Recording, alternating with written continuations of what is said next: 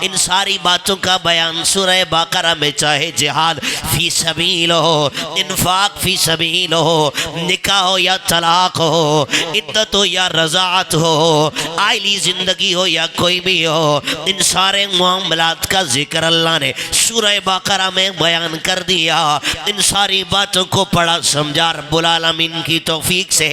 لیکن جب ایک بات میں نے پڑھی، اللہ قرآن میں فرماتا ہے قد نرا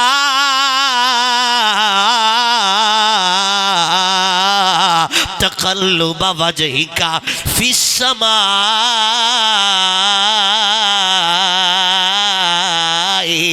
فَلَنُوَلِّيَنَّكَ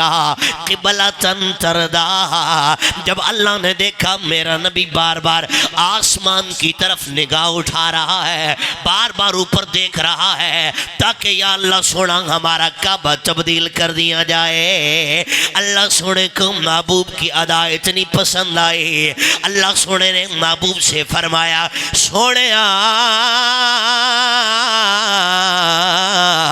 ہم نے دیکھ لیا تو بار بار آسمان کی طرف نگاہ اٹھا کے یہ دعا کر رہا ہے اللہ سوڑیا ہمارا قبلہ تبدیل کر دیا جائے، یہودیوں کا قبلہ الگ ہونا چاہیے، مسلمانوں کا قبلہ الگ ہونا چاہیے۔ لوگا اللہ نے اسی صورت کی اس آیت میں فرمایا قد نرا تقلب وجہک فی السماء فلنولینک قبلۃ ترضاہا۔ فرمایا سنیا جس طرف تو منہ کر لے گا اسی کو ہم قبلہ بنا دیں گے۔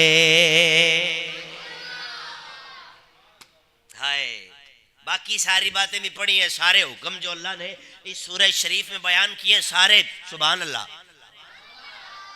پر چس اس جملے پہ آ کے آئی ہے، آنکھوں نا سبحان اللہ۔ سنو نا بھائی، مصطفیٰ نے زبان سے دعا نہیں مانگی، جہاں تک ہم نے پڑھا سنا ہے کہ یا اللہ قبلہ تبدیل کر، نہیں، ایسے آسمان کی طرف نگاہ اٹھائی، مانگنے والے کو پتا میں نے کیا مانگا، دینے والے کو پتا اسے کیا دینا ہے، گھٹ سبحان اللہ جی، بس یوں ایسے نگاہ اٹھائی، علیم بذات الصدور کو پتا چل گیا کہ میرے محبوب کا دل یہ ہے،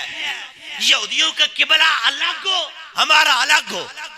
تو پھر اللہ نے یہ نہیں فرمایا کہ آپ اس طرف منہ کریں تو یہ آپ کا بنا دیتے ہیں یا ادھر کرنا ہے، فرمایا محبوبہ جدھر تو راضی ہے قبلہ ادھر، سارے فرماؤ سبحان اللہ۔ کسی نے بڑی سونی ترجمانی کی، اس نے کہا ویکھو محبوبہ دی مرضی تے قبلے بدلائے جان دینے، ویکھو محبوبہ دی مرضی تے قبلے بدلائے جان دینے، جڑے وعدے کیتے سجنا نے او توڑ نبھائے جان دینے۔ محبوبہ قبلہ ادھر کریں گے جدھر تو چاہتا ہے، سبحان اللہ ہے جی، سونا جدھر تو نے کہہ دیا قبلہ ہو گیا، ہائے